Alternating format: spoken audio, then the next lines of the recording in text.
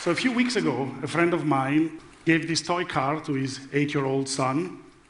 But instead of going into a store and buy one, like we do normally, he went to this website and he downloaded the file, and then he printed it on this printer. So this idea that you can manufacture objects digitally using these machines is something that The Economist magazine defined as the third industrial revolution. Actually, I argue that there is another revolution going on, and it's the one that has to do with open source hardware and the makers movement. Because the printer that my friend used to print the toy is actually open source. So you go to the same website, and you can download all the files that you need in order to make that printer. The construction files, the hardware, the software, all the instructions is there. And also, this is part of a large community where there are thousands of people around the world that are actually making these kind of printers, and there's a lot of innovation happening because it's all open source. You don't need anybody's permission to create something great. And that space is like, the personal computer in 1976, like the Apples with the other companies are fighting, and we will see in a few years there will be the Apple of this kind of market come out. Well, there's also another interesting thing that I said the electronics is open source because at the heart of this printer, there is something I really attached to, this Arduino board. So the motherboard that sort of powers this printer is a project I've been working on for the past 7 years. It's an open source project. I work with these friends of mine that I have here. So the 5 of us, 2 Americans, 2 Italians, and a Spaniard, it's a worldwide project. So we came together in this design institute called the Interaction Design Institute, REA, which was teaching interaction design, this idea that you can take design from the simple shape of an object and you can move it forward to design the way you interact with things. Well, when you design an object that's supposed to interact with a human being, if you make a foam model of a mobile phone, it doesn't make any sense. You have to have something that actually interacts with people. So we worked on Arduino and a lot of other projects there to create platforms that would be simple for our students to use, so that our students could just build things that worked, but they don't have 5 years to become an electronics engineer. We have 1 month. So how do I make something that even a kid can use? And actually, with Arduino, we have kids like Sylvia that you see here that actually makes projects with Arduino. I have 11-year-old kids stop me and show me like stuff they built for Arduino that's really scary to see the capabilities that kids have when you give them the tools. So let's look at what happens when you make a tool that anybody can just pick up and build something quickly. So one of the examples that I like to sort of kick off this discussion is this example of this cat feeder. The gentleman who made this project had 2 cats. One was sick and the other one was healthy. So he had to make sure that they ate the proper food. So he made this thing that recognizes the cat from a chip mounted on the collar of the cat and opens the door, the cat can eat the food. This is made by recycling an old CD player that you can get from an old computer, some cardboard, tape, a couple of sensors, a few blinking LEDs, and then suddenly you have a tool. You build something that you cannot find on the market. And I like this phrase, scratch your own itch. If you have an idea, you just go and you make it. This is the equivalent of sketching on paper done with electronics. So one of the features that I think it's important about our work is that our hardware, on top of being made with love in Italy, as you can see from the sort of back of the circuit, is that it's open. So we publish all the design files for the circuit online. So you can download it, and you can actually use it to make something or to modify, to learn. When I was learning about programming, I learned by looking at other people's code or looking at other people's circuits on magazines. And this is a good way to learn by looking at other people's work. So the different elements of the project are all open. So the hardware is released with a Creative Commons license. So I like this idea that hardware becomes like a piece of culture that you share and you build upon, like it was a song or a poem, with Creative Commons. Or the software is GPL, so it's open source as well. The documentation and the hands-on teaching methodology is also open source and released as the Creative Commons. Just the name is protected so that we can make sure that we can tell people what is Arduino and what isn't. And Arduino itself is made of a lot of different open source components that maybe individually are hard to use for like a 12-year-old kid. But so Arduino wraps everything together into a mashup of open source technologies where we try to give them the best user experience to get something done quickly. So you have situations like this where some people in Chile decided to make their own boards instead of buying them to organize a workshop and to save money. Or there are companies that make their own variations of Arduino that fit in a certain market, and there's probably maybe like 150 of them or something at the moment. This one is made by a company called Adafruit, which is run by this woman called Limor Fried, also known as Lady Ada, who is one of the heroes of the open source hardware movement and the maker movement. So this idea that you have a new sort of turbocharged DIY community that believes in open source, in collaboration, collaborates online, collaborates in different spaces. There is this magazine called Make that sort of gathered all these people and sort of put them together as a community. And you see like very technical project explained in a very simple language, beautifully typeset.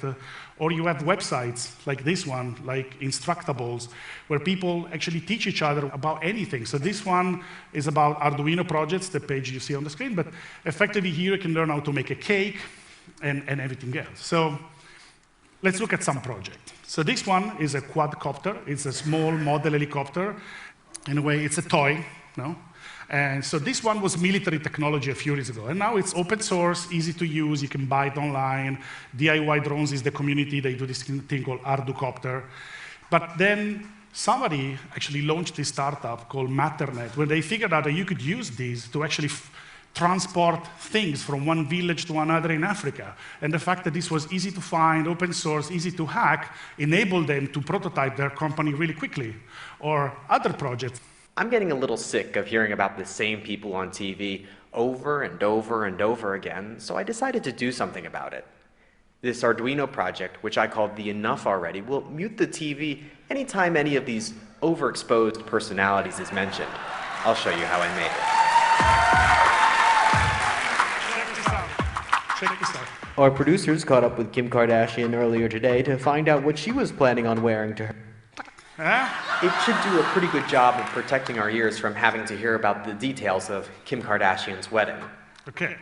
So, again, what is interesting here is that Matt found this module that lets Arduino process TV signals. He found some code written by somebody else that generates infrared signals for the TV, put it together and created this great project.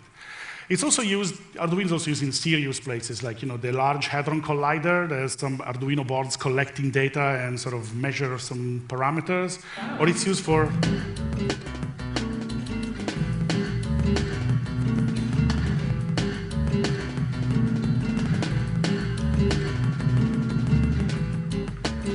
So this is a musical interface built by a student from Italy, and he's now turning this into a product because it was a student project becoming a product. Or it can be used to make assistive device. This is a glove that understands the sign language and transforms the gestures that you make into sounds and writes the words that you're signing on a display. And again, this is made of all different parts you can find on all the websites that sell Arduino compatible parts, and you assemble it into a project. Or this is a project from the ITP part of NYU where they met with this boy who has severe disability, cannot play with the PS3, so they built this device that allows the kids to play baseball, although he has limited movement capability.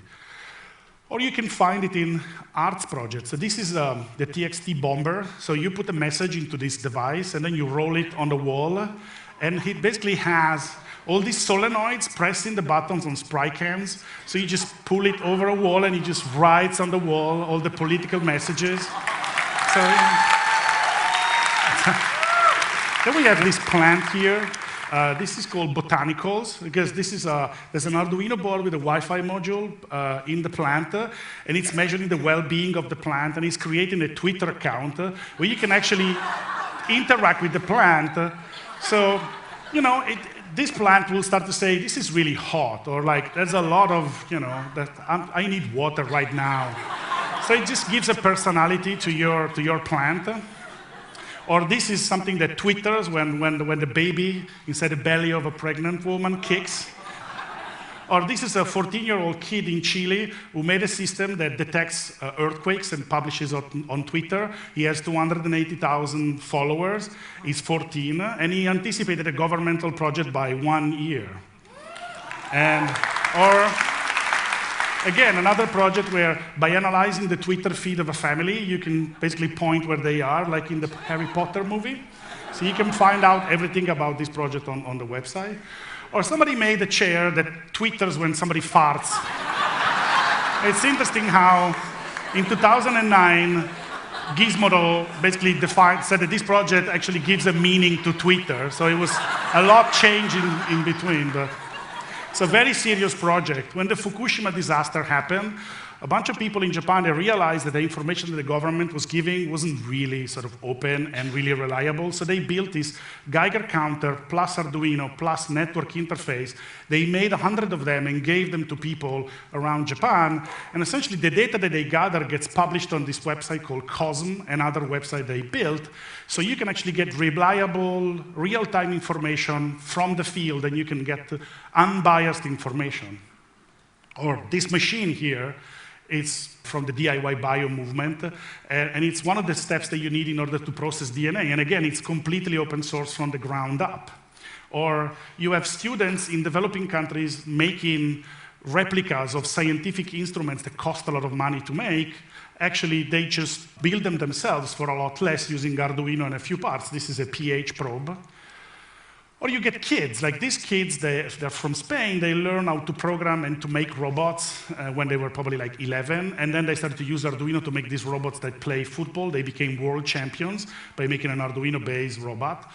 And so when we had to make our own educational robot, we just went to them and said, you design it, because you know exactly what it's needed to make a great robot that excites kids, not me, like I'm an old guy, what am I supposed to excite? No? But there's like, in terms of educational, but there's also companies like Google that are using the technology to create interfaces between mobile phones, tablets, and the real world. So the accessory development kit from Google is open sourced and based on Arduino, as opposed to the one from Apple, which is closed source, NDA, sign your life to Apple. Here you are. There's a giant maze, and Joe is sitting there, and the maze is moving when you tilt the tablet. Also, I come from Italy, and design is important in Italy, and yet very conservative. So we worked with a design studio called Habits in Milan to make this mirror, which is completely open source. This doubles also as an iPod speaker. So the idea is that the hardware, the software, the design of the object, the fabrication, everything about this project is open source, and you can make it yourself. So we want other designers to pick this up and learn how to make great devices, to learn how to make interactive products by starting from something real. But when you have this idea, what happens to all these ideas? Now, there's like thousands of ideas that it would take 7 hours for me to do all the presentation. I will not take all the 7 hours. Thank you. But let's start from this example. So the group of people that started this company called Pebble, they prototyped a watch that communicates via Bluetooth with your phone, and you can display information on it. And they prototyped with an old LCD screen from a Nokia mobile phone and an Arduino. And then when they had a final project, they actually went to Kickstarter, and they were asking for $100,000 to make a few of them to sell. They got $10 million. They got a completely fully funded startup, and they don't have to, get VCs involved or anything, just excited people with their great project. The last project I want to show you is this. It's called Ardusat. It's currently on Kickstarter, so if you want to contribute, please do it. It's a satellite that goes into space, which is probably the least open source thing you can imagine. And it contains an Arduino connected to a bunch of sensors. So if you know how to use Arduino, you can actually upload your experiments into this satellite and run them. So imagine if you as a high school can have the satellite for a week and do satellite, space experiments like that. So as I said, there's lots of examples. So I'm going to stop here, and I just want to thank the Arduino community for being the best and just every day making lots of projects. Thank you.